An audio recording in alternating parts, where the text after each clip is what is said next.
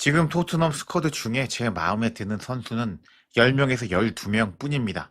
데제르비 감독의 이 폭탄 선언 한마디에 영국 현지가 발칵 뒤집혔습니다. 토트넘 선수단의 무려 절반 이상을 싸그리 물갈이 하겠다는 역대급 피해 숙청이 예고된 건데요. 단순한 경고가 아닙니다. 이미 리버풀의 핵심 수비수 로버트슨이 토트넘 1호 영입이 사실상 확정이 되면서 피바람 부는 리빌딩은 이미 시작됐습니다. 그렇다면 데제르비 감독이 선택한 살아남을 가능성이 높은 12명은 누가 될까요? 영국 매체를 통해 긴급 공개된 데제르비 감독의 생존 스쿼드를 통해서 토트넘에서 입지가 위험할 선수들을 예상해 보겠습니다. 지금 바로 시작합니다.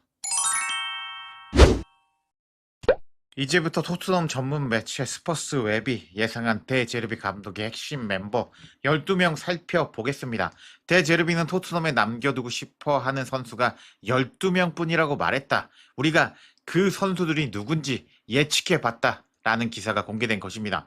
에버턴전 1대0 승리로 토트넘은 프리미어리그 잔류가 확정이 되었는데 토트넘 데제르비는 사실상 소수의 선수들만 팀에 남을 자격이 있다고 암시했다. 그는 경기 후 인터뷰에서 선수로서 인간적으로도 남을 수 있는 선수는 10명, 11명, 12명 정도뿐이라고 말했다. 팀의 대대적인 개편이 필요하다고 강조한 데제르비였다. 그래서 우리는 우리가 생각하는 데제르비 감독이 말한 12명을 선정해 보았다. 라는 기사가 공개가 되었습니다. 자, 그럼 데제르비 픽 12명은 누가 될까요? 이 매체 선정 첫 번째 선수는 베리발이었습니다. 베리발은 앞으로 토트넘에서 더 많은 출전 시간을 얻게 될 것이다. 이 스웨덴 미드필더는 전 마르세유 감독 부임 이후 출전 시간이 줄어들기는 했지만 그의 재능과 잠재력을 의심하는 사람은 없다. 출전 시간이 부족했던 이유는 단순히 데제르비가 강등권 싸움에서 경험 많은 선수들을 우선시했기 때문이지 베리발의 실력 문제는 아니었다. 라면서 베리발이 중용될 것이라고 소개하고 있습니다.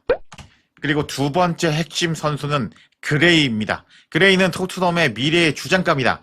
토트넘의 올해의 선수이자 잉글랜드 U21 대표팀 선수인 아치 그레이는 암울했던 시즌 속에서도 빛난 존재였다. 베리발과 비슷한 이유로 기용 시간이 줄어들기는 했지만 데제르비 체제에서 이 유망주가 어떤 모습을 보여줄지 기대가 된다. 그리고 세 번째 핵심 선수는 솔랑키였는데요. 솔랑키는 새 스트라이커 영입 경쟁을 하게 될 가능성이 높다. 솔랑키의 토트넘 커리어는 부상 때문에 계속 꼬여왔다. 하지만 연기의 플레이 능력과 다른 공격수들을 살려주는 움직임은 매우 뛰어나며 전 브라이튼 감독인 데제르비가 다음 시즌 그를 어떻게 활용할지 지켜볼 만할 것이다. 라고 말하면서 솔랑키가 새로운 스트라이커와 경쟁할 것이라고 말했기 때문에 사실상 히샬리송은 데제르비 감독 체제에서는 자리가 없다라는 것을 암시한 상태입니다. 그동안 나가라는 신호가 있었지만 안 나가고 버티던 히샬리송인데 이번에는 어떻게 될지 한번 지켜봅시다. 그리고 네 번째 핵심 선수는 케빈 단소가 선정이 되었습니다. 케빈 단소는 토트넘에서 믿을 수 있는 선수다. 로메로가 이번 여름 토트넘을 떠날 가능성이 커 보이는 상황 속에서 데제르비는 수비진에서 믿을 수 있는 선수들이 필요하다. 단소가 다음 시즌 매 경기 선발로 나서지는 않을 수도 있겠지만 지난 2달 동안 단소는 팀을 위해 싸우는 선수라는 것을 분명히 보여줬다. 이런 유형의 선수는 반드시 스쿼드에 필요하다. 하면서 데제르비 감독 체제 하에서 단소가 충성심을 보여줬다면서 단소를 핵심 선수로 뽑았습니다. 그리고 다섯 번째 핵심 선수는 바로 반더벤입니다. 반더벤은 토트넘의 차기 주장감이 될 수 있다. 이건 간단하다. 네덜란드 수비수인 반더벤은 토트넘의 끔찍했던 시즌 속에서도 핵심적인 존재였다. 특히 데제르비 감독 체제 아래에서 더욱 그랬다. 맨유의 관심을 받을 가능성은 있지만 데제르비는 이 키 193cm의 빠른 수비수를 반드시 붙잡고 싶어할 것이라는 것은 분명하다 라고 말하면서 데제르비 감독도 반더벤에 대해서 상당히 많은 칭찬을 한 적이 있는데 반더벤이 차기 주장감이다 라고 말하는 이 매체였습니다. 그리고 여섯 번째 핵심 선수는 바로 메디슨인데요. 메디슨 역시 주장 완장을 원할 것이다.